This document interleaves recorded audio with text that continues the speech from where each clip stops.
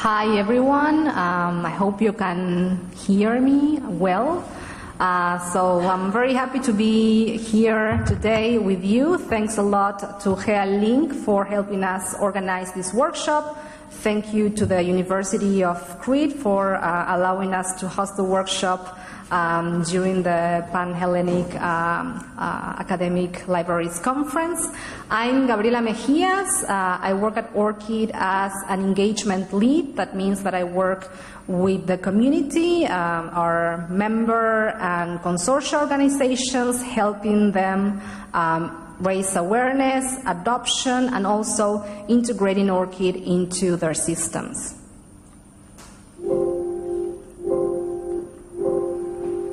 Oops.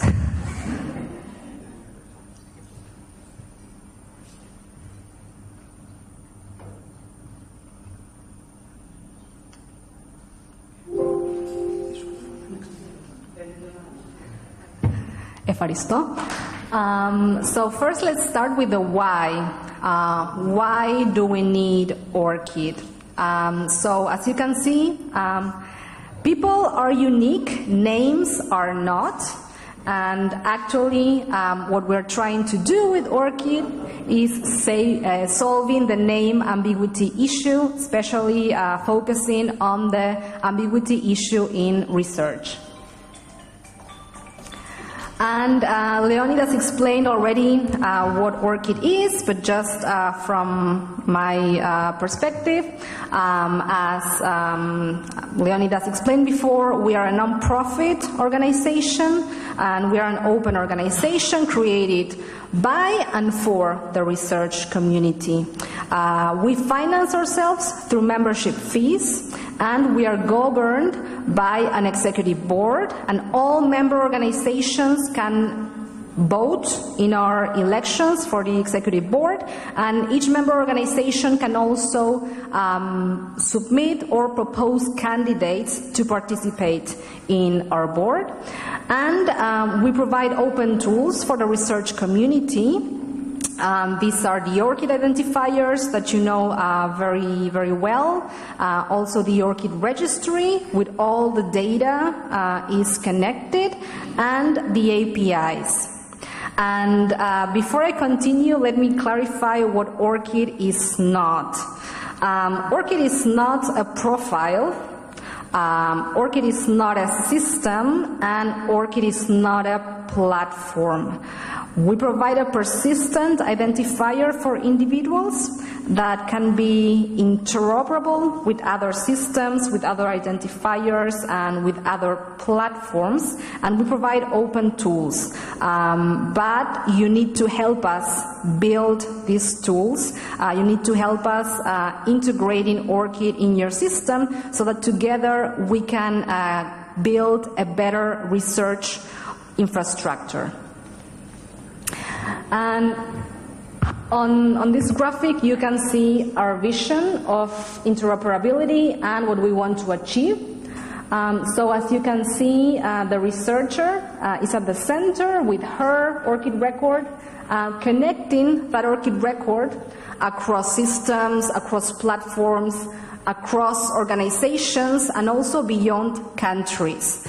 And for us, openness means also working with all the research community, with research institutions, with universities, with academic libraries play an important role, and also with publishers, with funders, and with service providers as well. We want to cooperate with all the research community to build better infrastructure for all.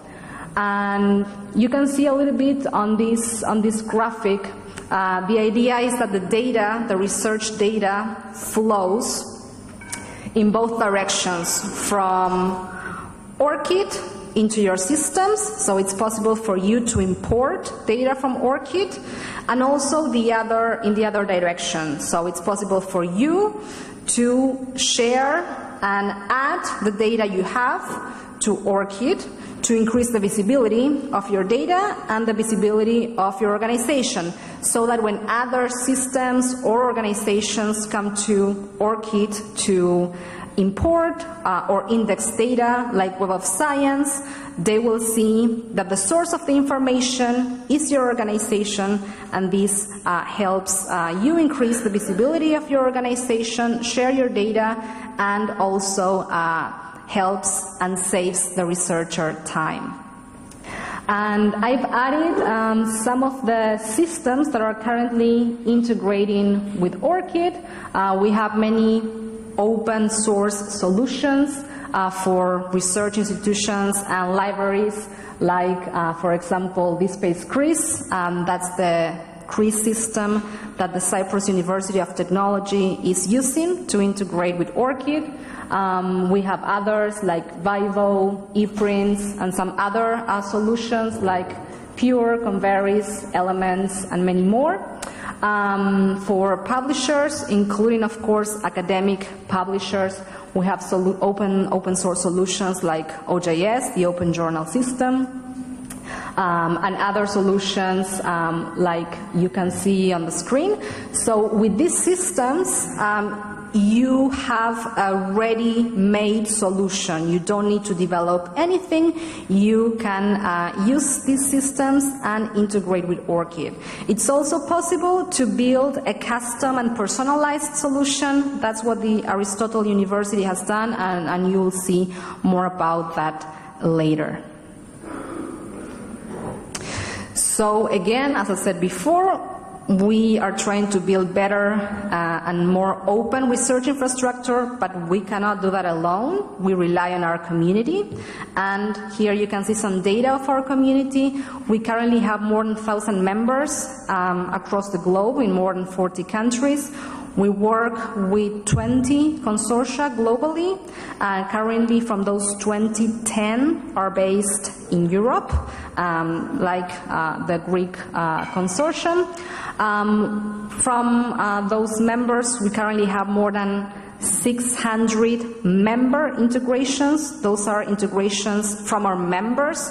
These do not include the integrations that are using the public API, like, for example, Zenodo and other systems that are already integrating with ORCID.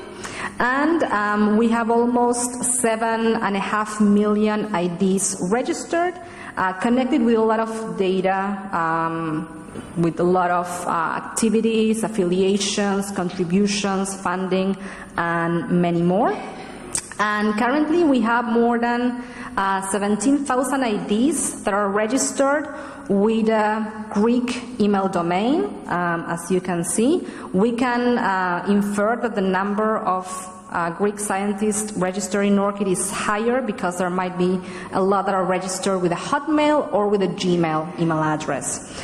And in September, we had more than 8,000 visits to our website from Greece. So as you can see, the Greek community, the Greek researchers are currently actively using ORCID.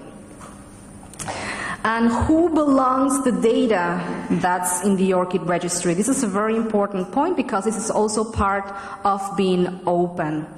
We have 3 visibility settings in the ORCID record, and as Leonidas said before, researcher control and researcher privacy are core principle to us. So it's the researchers, the individuals, who decides who can see the data that's added to the ORCID record.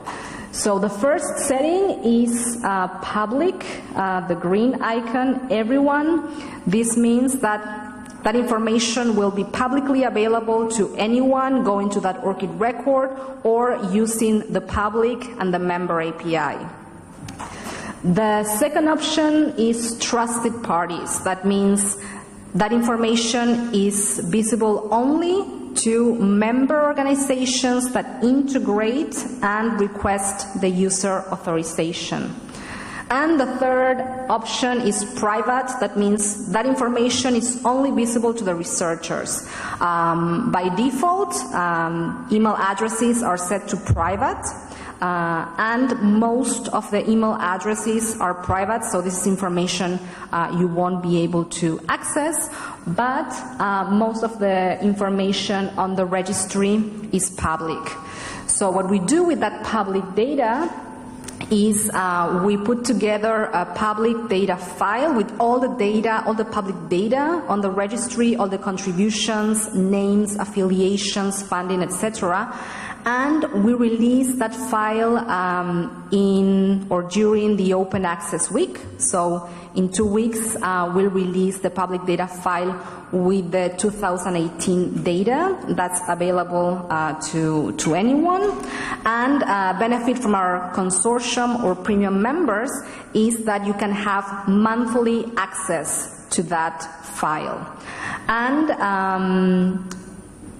as Leonidas said before, our code is also openly available on GitHub, so this also guarantees the persistence of this infrastructure we are building together. And I mentioned before the APIs. Leonidas also mentioned the APIs in our presentation. How many of you use APIs or know what APIs are?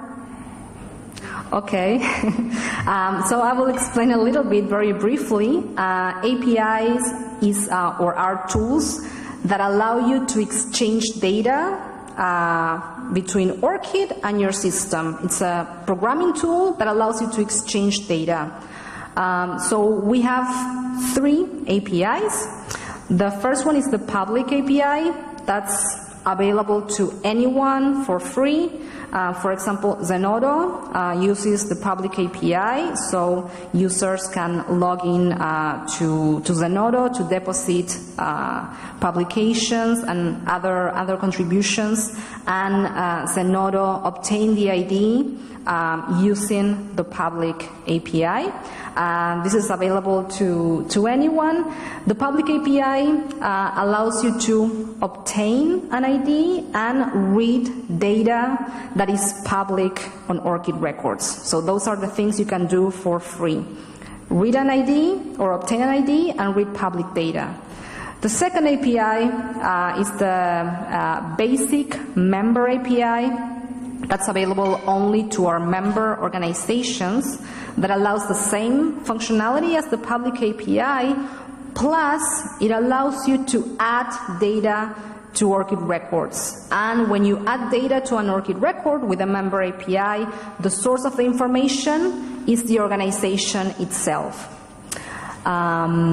You can also update the data you've added. So I think there was a question about what happens when a researcher leaves an institution. In that case, for example, if the university has added the employment information, an affiliation item to that record, with a member API, you can update that employment and you can add an end date to that information. So this is also a benefit, this constant interaction with ORCID for better metadata quality.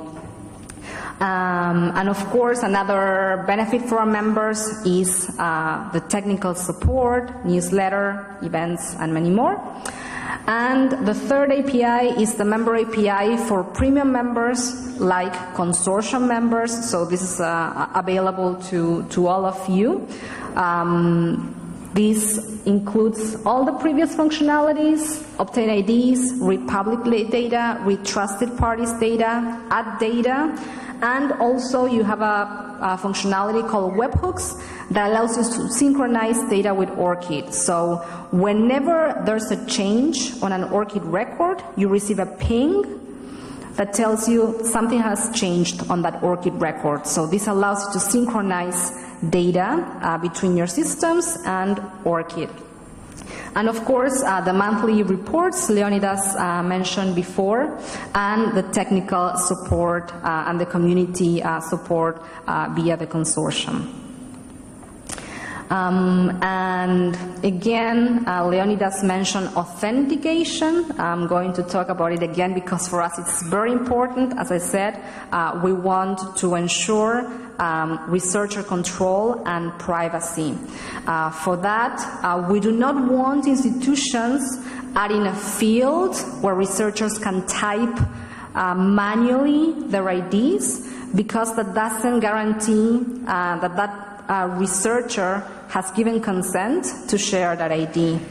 Plus, it causes a lot of typos, and for example, if you give me a field, I could type Leonidas' ID instead of mine, or maybe another person's ID, so that's not an ideal solution. Instead, what we ask you to do is to use the API. When you implement the API, there's a button or a link where researchers can connect the ID. They click on that button or that link, and they see this screen. And on this example, it's from Zenodo. So as you can see, the researcher, when they click on that link, they need to sign into ORCID with their email address and their password, and this guarantees that that ID belongs to that person. And after they sign in, they see the screen and they can see the organization that's asking for permission and the permissions they are asking. So in this case, Zenodo is asking to obtain the ORCID ID. And once I click on authorize, automatically the API will send to Zenodo the ORCID ID, the permissions or access tokens. These are the permissions that organization or system has to interact with that record, and also the name registered on that ORCID record. And again, this is very important because it respects consent and privacy of the individuals, and also it assures that the ID is correct, that the ID is active, and that that person has granted you permission to interact with that ID.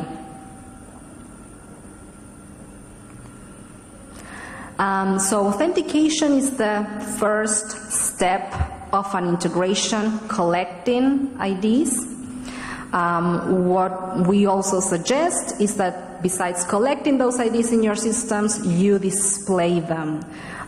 So these are an example of an ID being displayed according to our guidelines, the full HTTPS ORCID ID, plus the green ID icon that indicates that that ID has been authenticated, so that you have permission, that that researcher has granted permission to you to obtain that ID.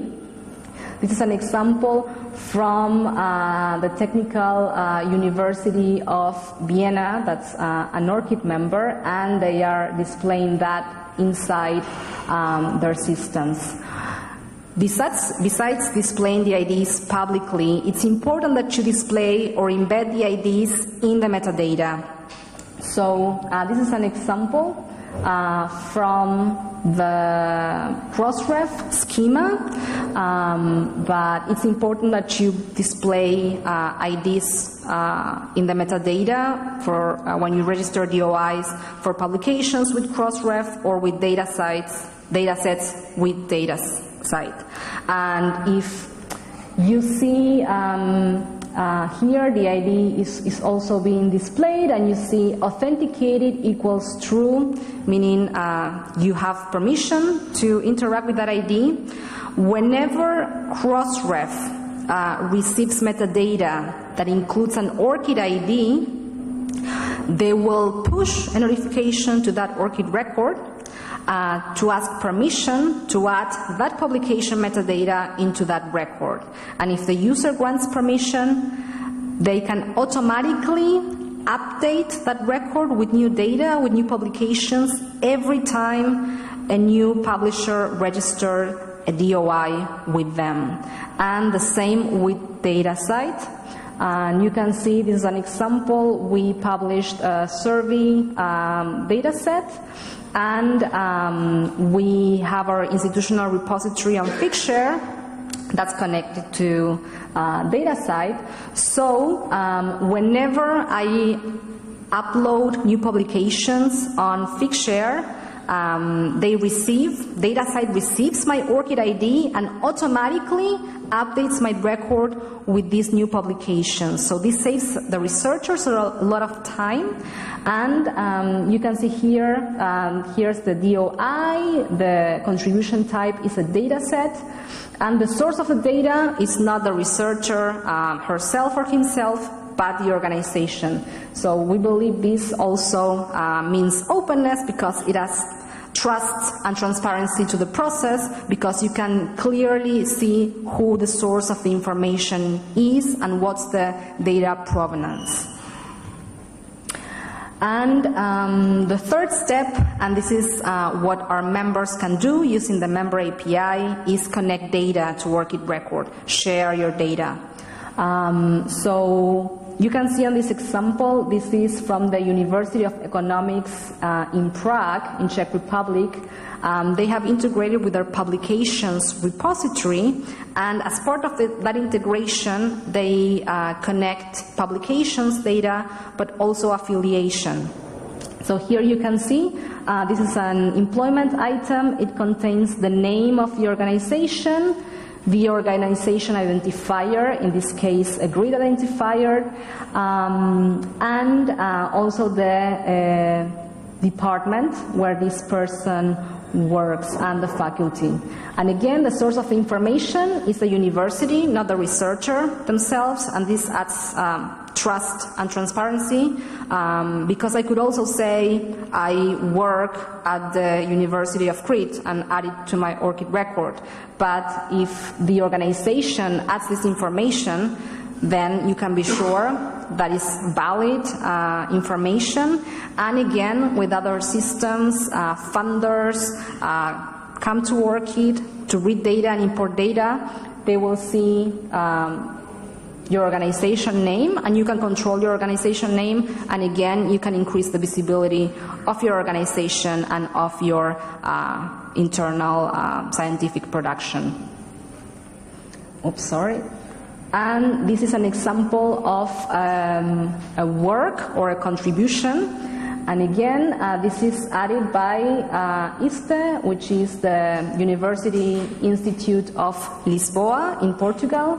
And you can see the source of the data is the organization itself. And you can see this is a journal article, and it has a handle identifier, an ISSN identifier, and also an internal identifier from this system that's called Ciencia Will. So that's also a benefit for our members. If you have internal identifiers that you use, we will add them to the ORCID registry so that you can register the metadata with your identifiers as well.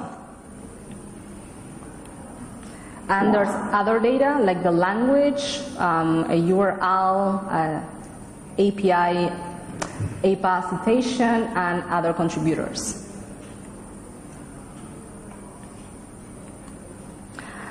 And you can add data to ORCID, but you can also import data from ORCID. This is an example from the University of Zurich in Switzerland. They have an open access repository called Zora, and they use the member API to import data or publications data from ORCID into their systems because of this automatic update between Crossref and DataSite.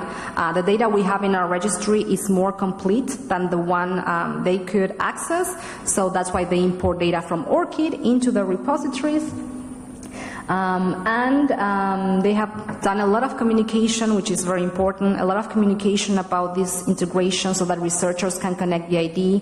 And within 2 months, they have collected more than 3,000 IDs in their repository. And the last step of integration will be to synchronize data. So again, for premium or consortium members, we have this benefit called webhooks. So you register, you observe an ID, register a URL, and you will receive a ping or a notification every time there's an update, every time something changes on that ORCID record. And this is an example from the Göttingen University. They use DSpace Crease, which again is an open source system. and there's already a plugin ready, so there's no much development included in this. And if you use this Space Chris and this ORCID plugin, you can, and you're a member organization, you can synchronize data with ORCID. So whenever there's a change in ORCID, you can update your system. For example, add a new publication to your system, or if something changes in your system, you can also update that on ORCID.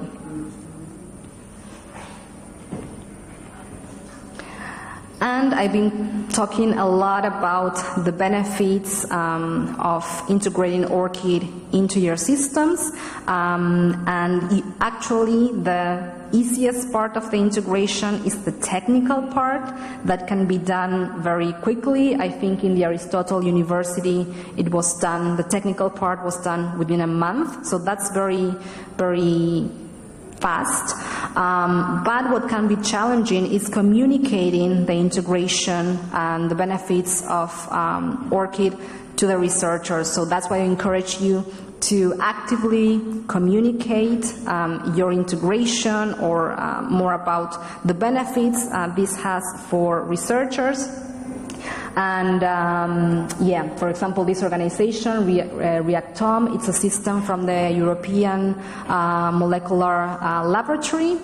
They have recently created an integration that allows to claim publications in their system and push those to ORCID. And this is an example from the Aristotle University. They have clear indications for the researchers on what to do. And here you can see again, they are displaying the ID. And researchers understand why they need to connect the ID. And to finish, I want to mention again that what we provide is open tools, and for that reason ORCID is not plug and play, is not something you can get and then obtain an immediate system or finished solution, but rather you have to build with it. But if you build an integration or if you use one of our ORCID-enabled systems to build an integration and make the data you have findable and reusable, or if you want to reuse the data, we have an ORCID, then you can benefit, then everybody benefits, not only your organization but the whole research community, because again the data is findable and reusable. You can see who's the source of the data, you can see other identifiers for that data, which makes the data findable and shareable as well, and you save your researchers time because they don't have to enter manually information all over again. So with your help, we hope we can build a better and more open research infrastructure, and when you share and reuse data, everybody wins. Thank you.